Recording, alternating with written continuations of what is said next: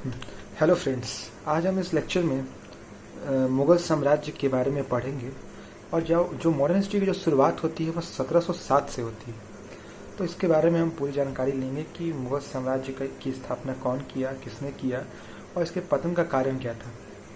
जो मुगल साम्राज्य है उसकी स्थापना होती है 1526 में, जब बाबर इब्राहिम लोदी के साथ लड़ता है पानीपत के मैदान में, जिसको हम फर्स्ट बैटल ऑफ पानीपत भी कहते हैं। तो बाबर ने इसकी स्थापना की। बाबर के बाद हुमायूं आया, हुमायूं के बाद अकबर आया। तो अकबर के कार्यकाल में एक और बैटल होता है जिसका नाम होता है सेकेंड बैटल ऑफ पानीपत, और ये लड़ाई आता है अकबर और हेमू विक्रमादित्य के बीच में, जिसको हम सेकेंड बैटल ऑफ पानीपत कहते हैं। और इसकी लड़ाई कब हुई थी? तो ये 1556 में हुआ था। तो इसके बाद जहांगीर, और जहांगीर के बाद शाहजहां, और शाहजहां के बाद औरंगजेब। तो ये जितने भी रूलर आए, ये लोग इतने अच्छे थे, इन्होंने इतने कंसोलिडेट किया अंपायर को, इतना एक्सटेंड किया कि जो पूरे अंपायर मतलब पूरे भारत में इनका वर्चस्व बन चुका था। तो फिर क्या होता है कि जब औरंगजेब की जब मृत्यु होती है 1707 में, तो ये जो मुगल साम्राज्य था ये टुकड़ों में बट जाता है। इसके बटने का कारण ये था कि 1707 में जब औरंगजेब था तो उसकी कुछ नीतियां थी, जैसे जजिया टैक्स जो हिंदुओं पे लगता था, और जैसे कि उनकी जो नीतियां थी मराठों और राजपूतों के खिलाफ थी। वो हिंदुओं को नफरत करते थे। उन्होंने बहुत सारे हिंदू टेम्पल को भी तोड़ा है। इसके कारण हिंदू उनके खिलाफ रहते थे। और औरंगजेब की मृत्यु के बाद जो भी रूलर आए वो इतने कैपेबल नहीं थे कि पूरे साम्राज्य को अकेले ही संभाल सके। तो बेसिकली क्या होता था कि मुगल साम्राज्य में जो भी छोटे छोटे जगह पे सूबेदार नियुक्त किए जाते थे, सूबेदार, और उन सूबेदारों को कंट्रोल करता था बादशाह। तो जब औरंगजेब की मृत्यु हुई तो due to lack of capable ruler, क्योंकि इतने अच्छे रूलर नहीं थे सेंटर में, तो सूबेदार थे वो अपना जब कैपेबल में रूलर अच्छा नहीं रहेगा तो सूबेदार अपना पावर को इन्हांस करने लगे, मतलब वो अब पावरफुल बनते गए। जिस तरह से बंगाल का निर्माण हुआ, जिसका निर्माण मुर्शीद कुली खान ने किया, उसी तरह से हैदराबाद का निर्माण हुआ जिसका निर्माण निजाम उल मुल्क ने किया, और उसके बाद अवध का निर्माण हुआ जिसका निर्माण सादत खान ने किया। तो अब जो मुगल साम्राज्य था वो छोटे छोटे टुकड़ों में टूट चुका था। ठीक है। तो मुगल साम्राज्य का पहला कारण पतन होने का ये था कि उसके बाद कैपेबल रूलर नहीं है। दूसरा कारण था कि छोटे छोटे टुकड़ों में टूट चुका था। और तीसरा कारण ये था कि नादिर शाह का इन्वेजन हुआ, जो कि सबसे इंपॉर्टेंट है। बैटल ऑफ करनाल जिसको बोलते हैं। बैटल ऑफ करनाल होता है 1739 में, जिसमें नादिर शाह जो पर्शिया का रूलर होता है, पर्शिया यानी ईरान, जो पर्सिया का जो रूलर होता है वो इंडिया पे आता है और यहाँ लूटपाट करता है। इसकी लड़ाई होती है मोहम्मद शाह रंगीला से, जो कि उस समय का मुगल शासक था। क्या होता है कि जब नादिर शाह और मोहम्मद शाह रंगीला जब बैटल ऑफ करनाल में लड़ते रहते हैं तो इसमें मोहम्मद शाह रंगीला की हार हो जाती है, जो ये सूचित करता है, जो ये संकेत देता है कि मुगल साम्राज्य की जो नींव थी वो डगमगा चुकी थी। क्योंकि एक बाहरी आदमी जब मुगल साम्राज्य जो कि सबसे बड़ा साम्राज्य था उसके राजा को हरा दे रहा है, तो इसका मतलब अब मुगल साम्राज्य में उतनी दम नहीं रही कि वो अब इस भारत साम्राज्य में अपना वर्चस्व स्थापित कर सके। तो क्या होता है, नादिर शाह यहाँ पे आता है और बैटल ऑफ करनाल जो कि 1739 में होता है, यहाँ से लूट के चला जाता है। तो यहाँ से एक इंपॉर्टेंट क्वेश्चन आता है एग्जाम में कि नादिर शाह यहाँ से कौन सी ऐसी इंपॉर्टेंट चीज था जो लूट के गया। तो आपको दिमाग में रखना है कोहिनूर का हीरा। जो कोहिनूर का हीरा होता है वो नादिर शाह यहाँ से लूट के जाता है। और एक पिकॉक थ्रोन भी बोलते हैं, पिकॉक का मुकुट, ये भी लूट के जाता है। और 70 करोड़ रुपया भी यहाँ से लेके जाता है। कहाँ पे? अफगान। इसके चलते क्या होता है, बैटल ऑफ करनाल के चलते क्या होता है, जो मुगल साम्राज्य का जो कोषागार होता है वो खत्म हो जाता है।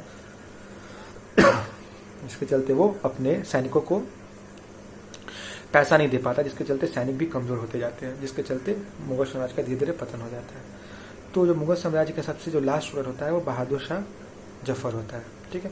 तो मुगल साम्राज्य का पतन जो होता है वो 1707 से स्टार्ट होता है, और 1857 की लड़ाई के बाद बहादुर शाह जफर को रंगून भेज दिया जाता है अंग्रेजों के द्वारा, जिसमें क्वीन विक्टोरिया 1858 1 नवंबर 1858 में वो विदेश से कहती हैं, क्वीन विक्टोरिया, कि अब इस राज्य से, इस भारत से मुगल साम्राज्य का पतन हो चुका है। तो बेसिकली जो पतन होता है वो 1858 1 नवंबर में होता है, लेकिन इसकी जो नींव स्टार्ट हो जाती है वो 1707 से स्टार्ट हो जाती है, जिस समय औरंगजेब जो कि एक बहादुर शासक था वो मर जाता है। इसके बाद औरंगजेब के मरने के बाद बहुत सारे रूलर आए, जैसे बहादुर शाह आया, फिर आया तुम्हारा जहेंद्र शाह, फिर फारूक शियार आता है, फिर मोहम्मद सारंगीला आता है। तो सबसे इम्पोर्टेंट बात ये होता है कि 1717 को याद रखेंगे इस बीच में, क्योंकि 1717 वही साल था जिस समय फारूक शियार ने अंग्रेजों को फरमान दिया था कि तुम जाके ट्रेड करो। और इस कड़ी में सबसे 3 लड़ाइयाँ लड़ी जाती हैं, जिसको बैटल ऑफ पलासी बोलते हैं, फिर battle of third battle of Panipat होता है, और फिर लास्ट में आपका बैटल ऑफ बक्सर होता है। ये 3 लड़ाइयाँ हुई जिसको आपको इस चैप्टर में समझना है। तो सबसे पहले होती है बैटल ऑफ पलासी। तो बंगाल का जो एक नवाब था सिराजुद्दौला, तो क्या होता है कि जब अंग्रेजों को फरमान मिल जाता है फारूक शियार से 1717 में कि तुम अब जाके बंगाल में तुम फ्री ट्रेड कर सकते हो, तो अंग्रेजों की महत्वाकांक्षा बढ़ जाती है और वो क्या करते हैं, अपने प्राइवेट ट्रेड भी चालू कर देते हैं। तो प्राइवेट ट्रेड में वो क्या करते हैं, वो भी अब टैक्स नहीं देते हैं। तो इसका वो बोलते हैं कि हमको वो प्राइवेट जो कंपनीज जो होती हैं वो बोलती है कि ईस्ट इंडिया कंपनी से हम रिलेटेड रखते हैं, इसलिए हम टैक्स नहीं देंगे। इसके चलते सिराजुद्दौला को गुस्सा आ जाता है। और क्या होता है कि सिराजुद्दौला इस बात से गुस्सा हो जाता है क्योंकि अंग्रेज जो होते हैं वो अपने जो किलाबंदी चालू कर देते हैं। फोर्ट विलियम्स उनका एक किला था, उसमें क्या करते हैं, घेराबंदी चालू कर देते हैं, जो कि किसी भी राजा को गुस्सा आ जाएगा, क्योंकि उसके विदाउट परमिशन से उनके परमिशन से उसने किलाबंदी को घेराव करने लगा, जिसके चलते वो सिराजुद्दौला गुस्सा हो जाता है और वो जाता है और जाके फोर्ट विलियम्स में जाता है और घेर के और वहाँ के 150 सैनिकों को अपने कैद में ले लेता है। इसमें कहा जाता है कि करीबन उसमें से 125 की मौत हो जाती है दम घुटने से।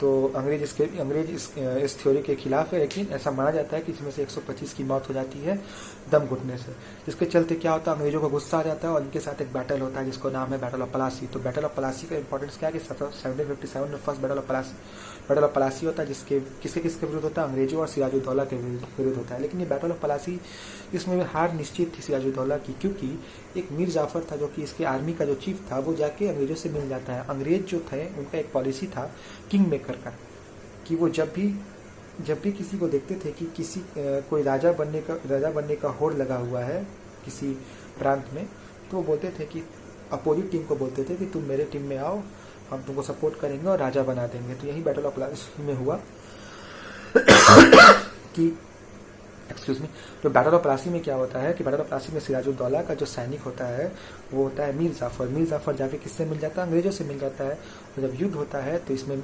सिराजुद्दौला की मृत्यु हो जाती है और मीर जाफर को अंग्रेजों ने गद्दी दे दी, बंगाल का गद्दी मिल जाता है। तो इसी तरह से बैटल ऑफ पलासी की समाप्ति होती है। तो बैटल ऑफ पलासी के बाद क्या होता है, फिर बैटल ऑफ पलासी एक अलग टॉपिक है।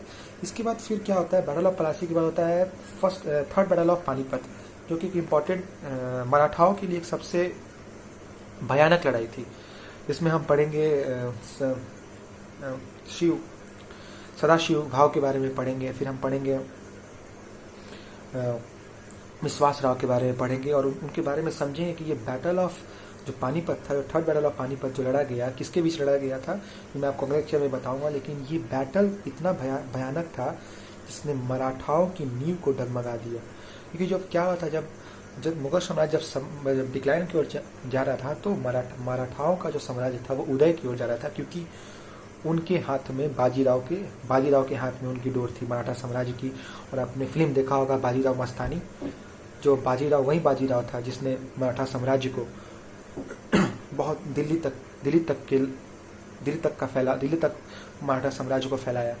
तो हम पढ़ेंगे आज इस लेक्चर में हमने क्या पढ़ा, आज लेक्चर में हमने पढ़ा मुगल साम्राज्य का पतन का कारण और पढ़ा battle of Plassey. Battle of Plassey किसके बीच में हुआ, तो बैटल ऑफ पलासी होता है 1757 में सिराजुद्दौला और किसके बीच में होता है, अंग्रेजों के विरुद्ध होता है, जिसमें सिराजुद्दौला की हार हो जाती है और मीर जाफर को गद्दी मिल जाता है। ठीक है, अगले लेक्चर में हम लोग बैटल ऑफ बक्सर पढ़ेंगे। उसके बाद हम लोग ये भी पढ़ेंगे कौन सा, थर्ड बैटल ऑफ पानीपत।